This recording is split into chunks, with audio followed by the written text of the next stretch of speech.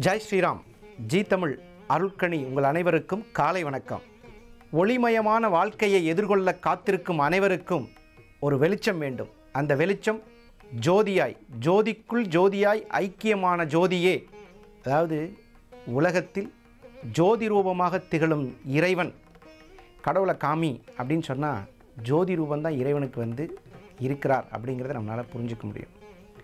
இன்றைக்கி நம்ம பார்க்க போகிற சிவன் கோயில் அருள்மிகு ஜோதீஸ்வரி உடனமர் ஜோதீஸ்வரர். ஒரு அருமையான திருக்கோவில். இந்த திருக்கோவிலை பற்றி விளக்கம் ரொம்ப அற்புதமாக இருக்குது. அதாவது, இனியும் காலம் தாழ்த்தாமல் எனையும் கனிவாய் பார்வை கொடுப்பாய் இறைவா, எத்தனை தவம் செய்தாலும் நின் திருமுகம் காண நின் அருளாலே நின் தாள் வணங்கும் பாக்கியம் வேண்டும் இறைவா. அதாவது, ஒரு முறை பஞ்சாட்சரம் சொல்வதற்கான அனுமதி வேணும் கேட்குறான். அனுமதினா 1,00,000 தடவை நம்ம பஞ்சாட்சர மந்திரத்தை சொல்லிடுவோம். ஆனால் அந்த அனுமதி ஒரு தடவை சொன்னதை அவர் காதில் போய் விழுகிற பாக்கியம். இப்போது நம்ம ஜோதீஸ்வரருக்கு அருமையான லிங்கங்க. இந்த லிங்கத்தை நீங்கள் பார்த்து அந்த அபிஷேகம் பாருங்கள். அதை பார்க்குற பாக்கியம் உங்கள் வாழ்க்கையில் ஏற்படக்கூடிய ஏதாவது தீவினைகள் காத்திருந்தால் கூட விலகி நிற்கும் ஜோதீஸ்வரர் அருளின் முன்னால்.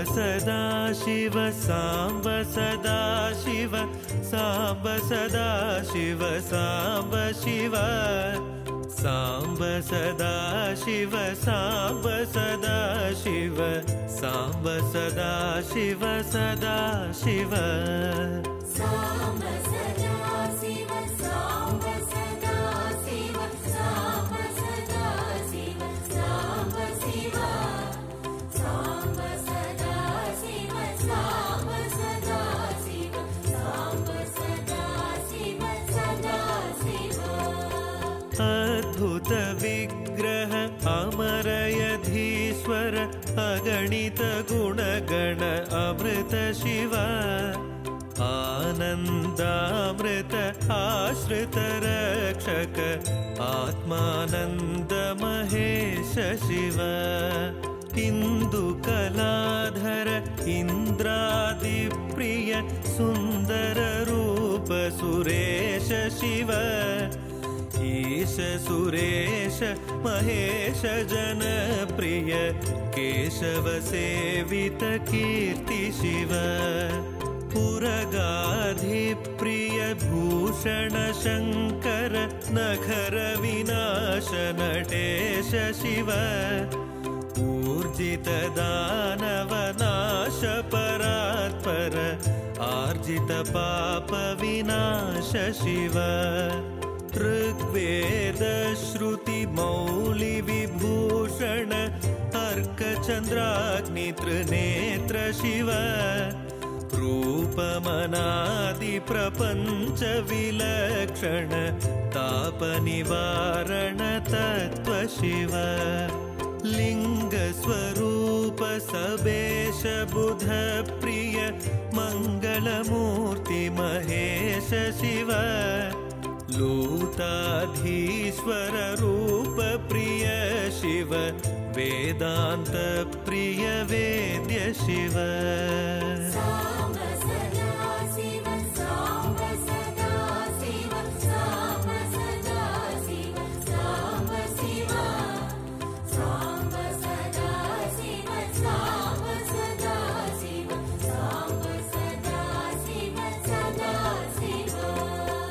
திருமலை நாயக்கன் மன்னர் விஜயம் செய்திருக்கின்றார். இந்த திருக்கோயிலே சுவாமியை வணங்குவதால் ஏற்படும் பலன்கள் என்னவென்றால், நட்சத்திர தோஷங்கள் 27 நட்சத்திரங்களில் பிறந்தவர்களுக்கு என்னென்ன நட்சத்திர தோஷம் இருக்கோ அதெல்லாம் தீரும்.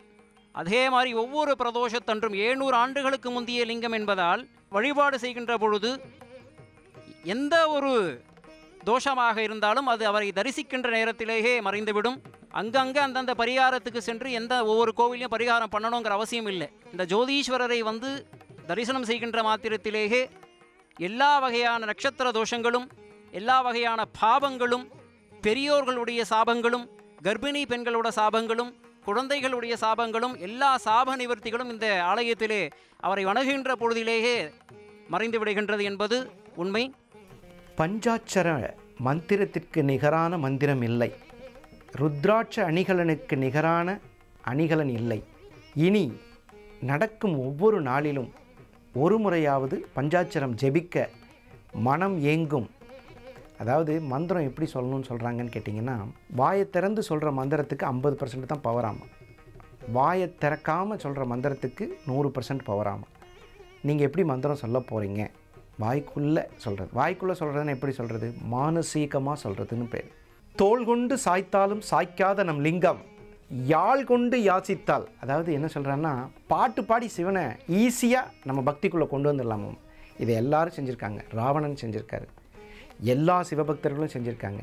இறைவன் இசை வடிவானவன். இறைவனை இசை வடிவமாக கருதுவது தமிழர்களின் மரபு. அதனால் இசை அப்படிங்கிறது ரொம்ப பெரிய விஷயங்க. பஜ விஸ்வநாதம் விஸ்வம்பரம், பஜ விஸ்வநாதம் விஸ்வம்பரம், அது ஒரு அருமையான வரங்க. அதே மாதிரி பிரம்ம முராரி ஸ்ரார்ச்சித லிங்கம், இந்த பாடல் ஒரு லிங்காஷ்டகம். அந்த லிங்காஷ்டகம் கேட்குறவங்களுக்கு மறுஜென்மம் இல்லையாம். இந்த லிங்காஷ்டகம் தினமும் கேட்டுட்டு இருந்தா, தினமும் லிங்காஷ்டகம் கேட்பவர்களுக்கு மறுஜென்மம் இல்லை. யாருக்கெல்லாம் மறுஜென்மம் வேணான்னு நினைக்கிறீங்களோ அவங்களுக்கெல்லாம் லிங்காஷ்டகம் கேட்கலாம். அது மட்டும் இல்லாமல் இந்த கோவில் நவக்கிரகங்களில் எந்த நாயகருக்கு பரிகார ஸ்தலமாக விளங்குகிறது என்பதையும் லிங்காஷ்டகத்தை ஒரு 5 பேர் சேர்ந்து ரொம்ப அழகாக பாடியிருக்காங்க. அதை ஒரு சிறிய இடைவேளைக்கு பின்பு பார்ப்போம். பிரம்ம முராரி சுரார்ஷிதலிங்கம் நிர்மல பாஷித சோபிதலிங்கம் ஜன்மஜ துக்க விநாசனலிங்கம் தத் பிரணமாமி சதா சிவலிங்கம் தேவமுனி பிரவதார்ஷிதலிங்கம் காமதஹம் கருணாகரலிங்கம் ராவணதர்ப்ப விநாசனலிங்கம் தத் பிரணமாமி சதா சிவலிங்கம் சர்வசுகந்திஷுலேபிதலிங்கம் புத்திவிவர்த்தனகாரணலிங்கம் சித்தசுராசுரவந்திதலிங்கம் தத் பிரணமாமி சதா சிவலிங்கம்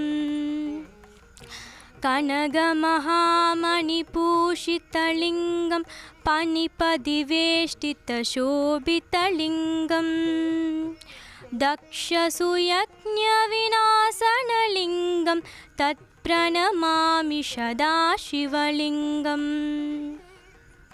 कुङ्कुमसन्दनलेपितलिङ्गं पङ्कजहारसुशोभितलिङ्गं सञ्जितपापविनाशनलिङ्गं तत् प्रणमामि सदा शिवलिङ्गम् देवकनार्चितसेवितलिङ्गं पावयर्भक्तिप्रवेवसलिङ्गं दिनकरकोटिप्रभाकरलिङ्गं तत् प्रणमामि सदा शिवलिङ्गम् अष्टतलोपरिवेष्टितलिङ्गं सर्वसमुद्भवकारणलिङ्गं सिद्धसुरासुरवन्दितलिङ्गं तत् प्रणमामि सदा शिवलिङ्गम् शूरगुरुशुरवरपूषितलिङ्गं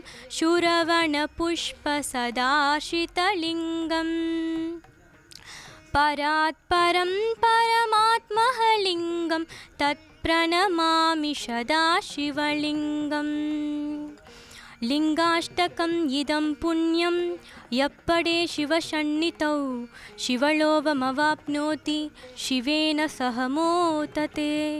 இப்போ லிங்காஷ்டகம் பாடிய நபர்கள் எவ்வளோ பக்திபூர்வமாக பாடினாங்கங்கிறது நமக்கு தெரியும். அது மட்டும் இல்லாமல் லிங்காஷ்டகம் தினமும் கேட்டால் போதும். பிரம்ம முராரி ஸ்ரார்ச்சித லிங்கம் அது கேட்குறது ரொம்ப ரொம்ப புண்ணியம்.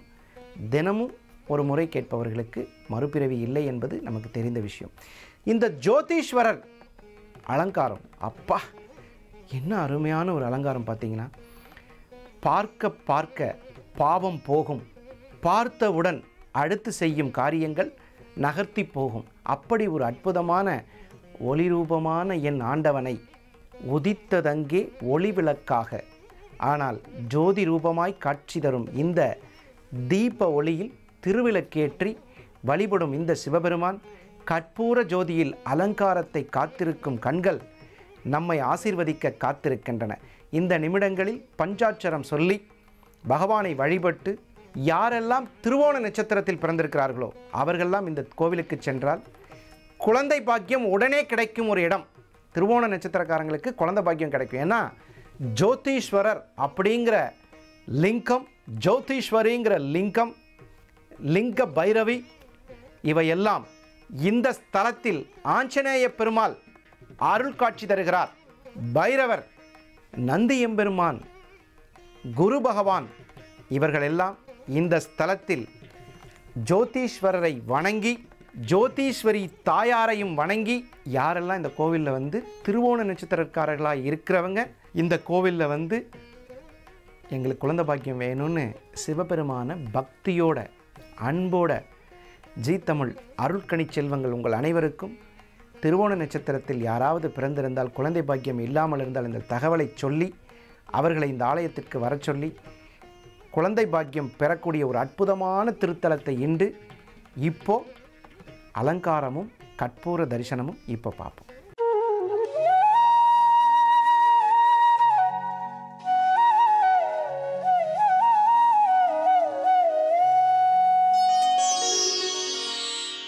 प्रभुं प्राणनाथं विभुं विश्वनाथं जगन्नाथनाथं सदानन्दभाजम् भवद्भव्यभूतेश्वरं भूतनाथं शिवं शङ्करं शम्भुमीशानमीडे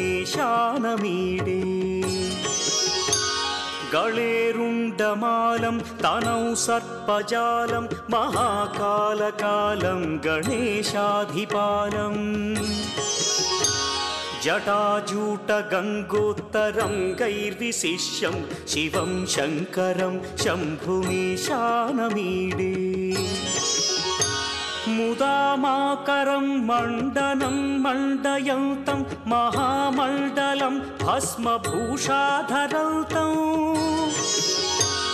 अनादिं ह्यपारं महामोहमारं शिवं शङ्करं शम्भुमीशानमीडे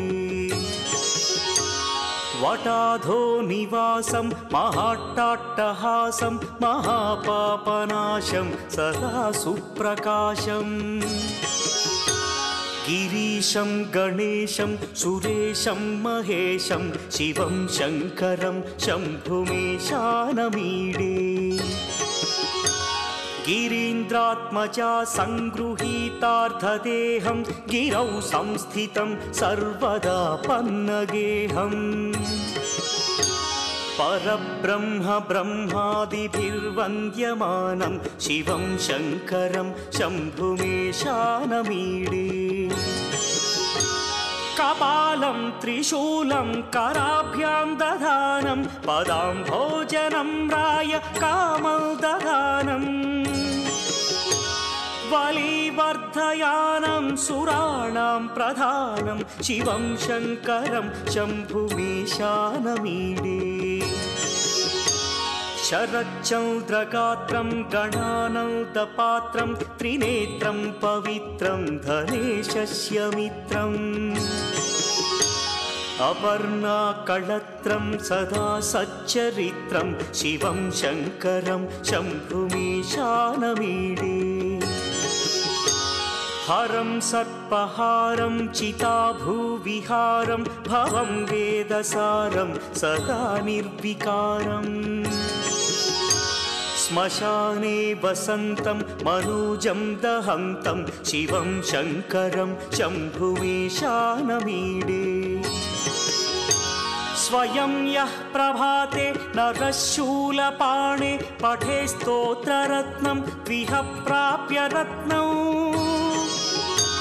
सुपुत्रं सुधान्यं सुमित्रं कळत्रं विचित्रै समाराध्य मोक्षं प्रयाति।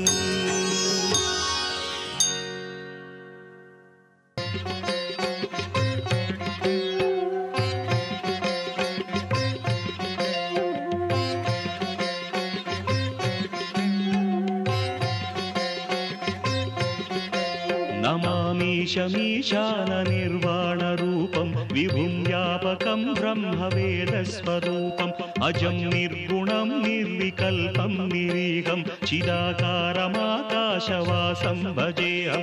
नमामीशमीशाननिर्वाणरूपं विभुं व्यापकं ब्रह्मवेदस्वरूपम्।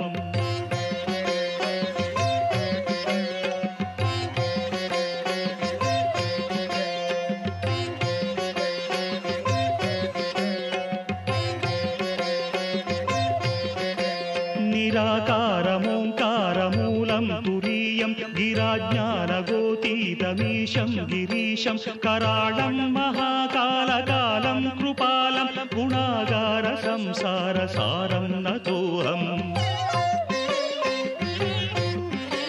तुषाराद्रिसङ्काशगौरं गभीरं मनोभूतकोटिप्रभासी शरीरं स्फुरन्मौलिकल्लोलिनी चारुगङ्गा रसस्थालबालेन्दु कण्ठे भुजङ्गा।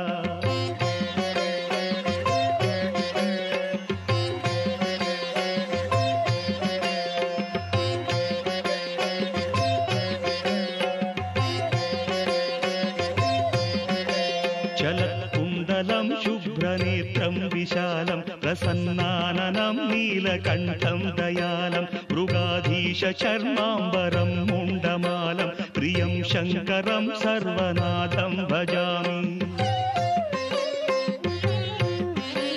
प्रचण्डं प्रकृष्टं प्रगल्भं परेशम् अखण्डं भजे भानुकोटिप्रकाशं त्रयीशूलनिर्मूलनं शूलपाणिं भजेऽहं भवानीपतिं भावगम्यम्।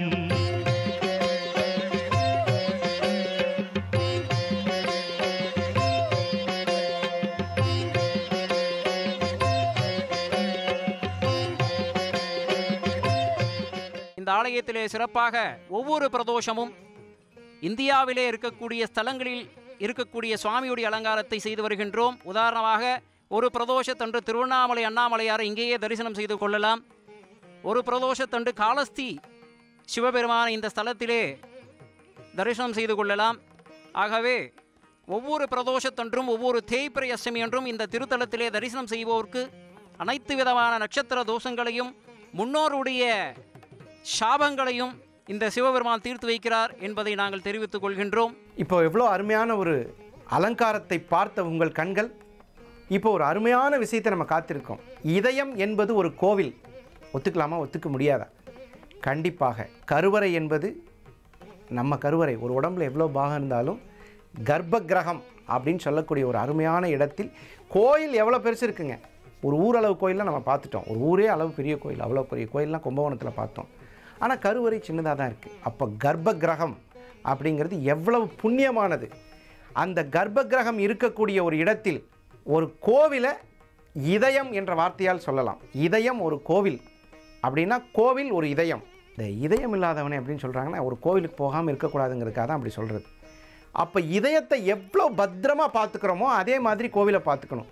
ஏதாவது எழுதுறது, கோவிலில் போய் எதையாவது எழுதி வைக்கிறது, யாராவது எழுதியிருந்தால் கூட அழிச்சு விடுறவங்களுக்கு புண்ணியம். கோவிலை சுத்தமாக வச்சுக்கிறதுக்கு யாரெல்லாம் உதவுறீங்களோ இதுக்கு பேர் உளவார பணின்னு சொல்கிறது. ஒரு கோவிலில் நீங்கள் அந்த கோவில் துப்புரவாகிறதுக்கு சிறிதளவேனும் உதவி இருந்தால் உங்கள் வாழ்வில் கண்டிப்பாக உங்கள் ஏறுமுகத்திற்கு தயாராகிவிட்டீர்கள் என்ற அர்த்தம். அதில் எந்த விதமான சந்தேகம் கிடையாது. கோவில் அவ்வளோ புனிதமானது. எங்கேயாவது ஒரு சின்ன குப்பை இருந்தது, எடுத்து ஒரு ஓரமாக போட்டோம். இல்லை ஒரு 2-3 பேர் நம்ம சேர்ந்துக்கலாம் நண்பர்கள், அந்த கோவிலை சுத்தமாக வைக்கிறதுக்கு. நிறைய பேர் வருவோம், ஒரு கோவிலுக்கு செல்லக்கூடிய 2-3 பேர் டெய்லி வாரம் பார்ப்போம், ஒரு சிரிப்பு கூட சிரிக்காண்டோம். துப்புரவு பணி.